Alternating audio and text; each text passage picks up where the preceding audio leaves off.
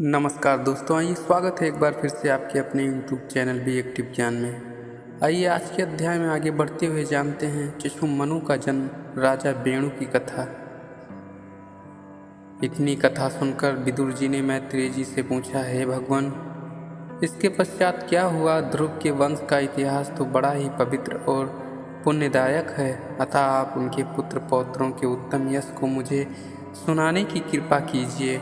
मैत्रेय जी बोले, हे विदुर, जैसे ध्रुव परम धार्मिक और ईश्वर भक्त थे, वैसे ही उनके पुत्र उत्कल भी बड़े ही धर्मनिष्ठ हुए। राजकाज में उनका मन नहीं लगता था और समदर्शिता का भाव धारण किए सर्वत्र आनंद रूप ब्रह्मा का ही दर्शन किया करते थे। वे इतने शांत रहते थे कि सांसारिक जन उन्हें अंधा, बहरा तथा गूंगा समझते थे।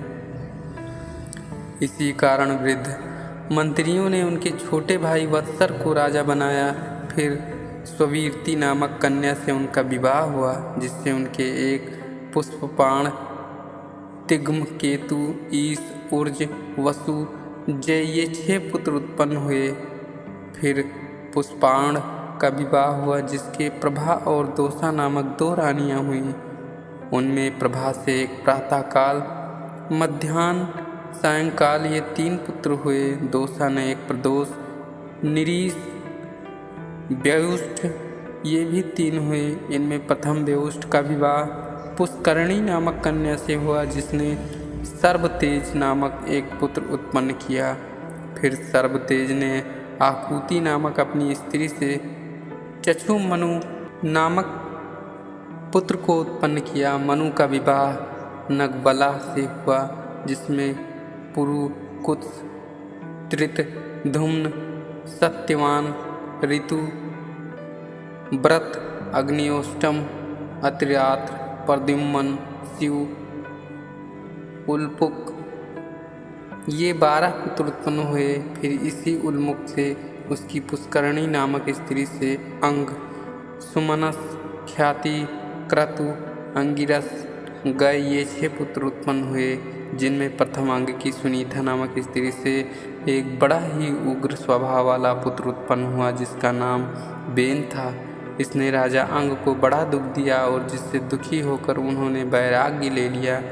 बेन दिन रात प्रजा को कष्ट देता था और तरह तरह के समूचे राज्य में उपद्रव किया करता था।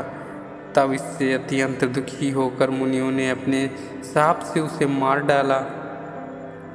तब राजा के अभाव में प्रजा व्याकुल हो गई, जगह जगह उपद्रव होने लगे। यह देख नारायण भगवान ने अपने अंश से पृथु आदि राजाओं को उत्पन्न किया।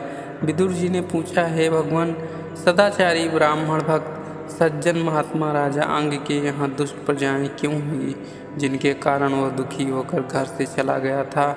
धर्मज्ञ मुनियों ने शासन रूप वर्ती राजा बेन का कौन सा ऐसा अपराध देखा था जो उन्हें शाप दे दिया? यदि पापी भी राजा हो तो भी प्रजाओं को उसका अनादर नहीं करना चाहिए, क्योंकि राजा अपने तेज से लोकपालों का तेज धारण करता है। ये ब्राह्मण, आप सुनीता के पुत्र बेन के इस चरित्र को मुझ श्रद्धालु से कहिए, क्योंकि आप परावरियों वक्ताओं में अति श्रेष्ठ हैं। मैत्रेय जी ने कहा, राज ऋषि अंग ने एक महान यज्ञ किया था, जिसमें आमंत्रित देवगण नहीं सम्मिलित हुए, जिससे राजा को बड़ी चिंता हुई। तब ऋषियों ने यजमान अंग से कहा, राजन, तुम्हारे हवन किए हवि को देवगण नहीं ग्रहण करना चाहते हैं।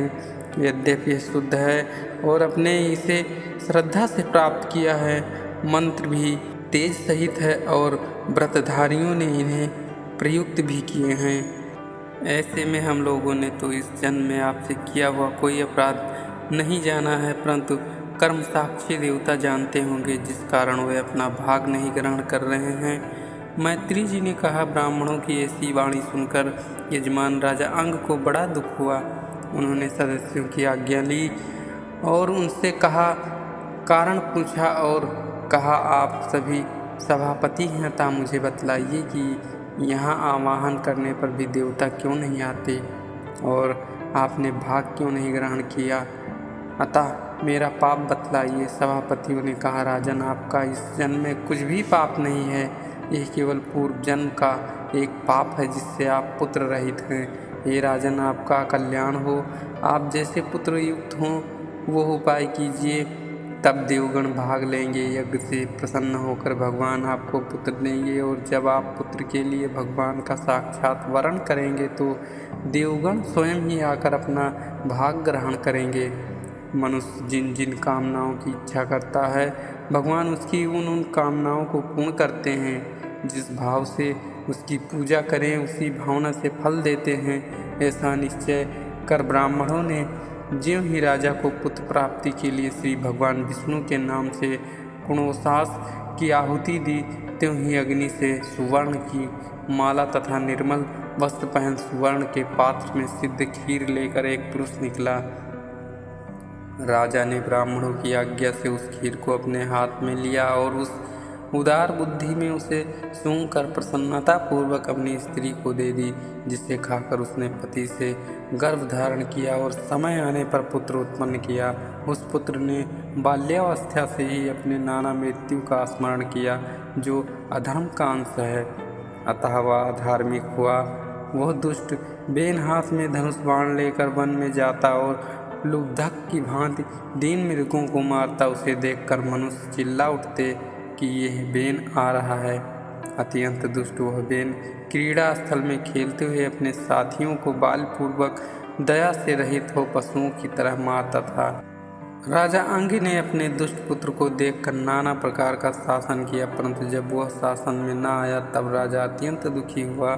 जो गृहस्थ मनुष्य पुत्र से रहित, उन्होंने प्रायः भगवान की सेवा की है, क्योंकि वे लोग दुष्ट पुत्र से होने वाले कठिन दुख को प्राप्त नहीं करते, जिससे अपयश तथा मनुष्यों का अत्यंत अधर्म होता है तथा समस्त प्राणियों से विरोध और मानसिक व्यथा होती है।